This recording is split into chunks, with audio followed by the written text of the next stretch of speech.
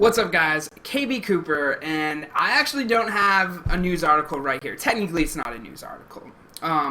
Recently, Cliff Belinsky, he came out of retirement about a year ago to announce a game, and his new studio, I believe, is Boss Key Studios.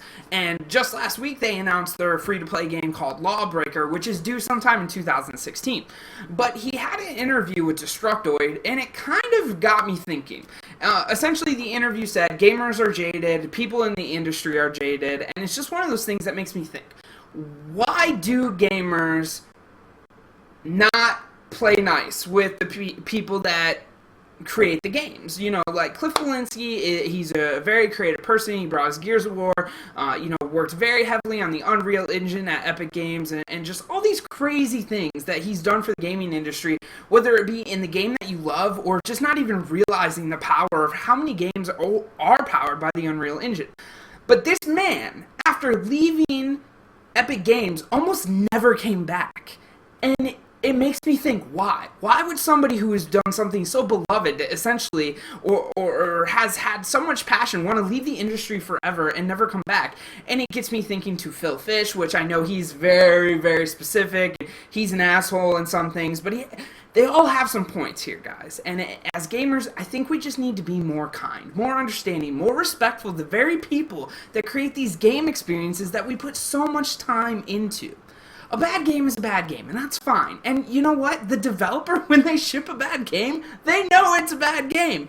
And sometimes it's just more about putting the game out than it is about polishing it. And I'm sorry, but that's the sad reality. That's the business we're in. If you don't ship the game, it doesn't matter how perfect it is because we never get to play it. Am I saying I want to play unfinished garbage that doesn't work, that has too much DLC attached to it, doesn't work on day one, all these things? No, that's not what I'm saying.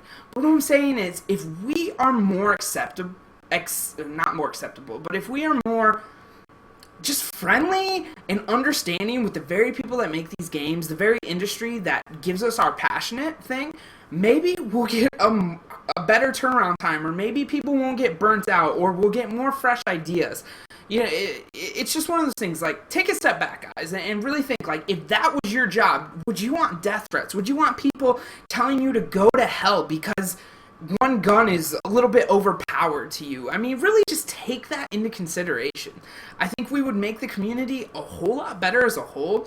And just think about it, like, nobody went after J.K. Rowling with death threats because she killed a character. Or maybe they did, and to those people, you're just as bad as the gamers. But I think with gamers, very specifically, we have an attached passion. We put more hours into a game than most people would ever put into a book or a movie based off replay value, and or maybe even an album. Like, nobody, some people probably have done it, but nobody's going to listen to an album for 60 hours.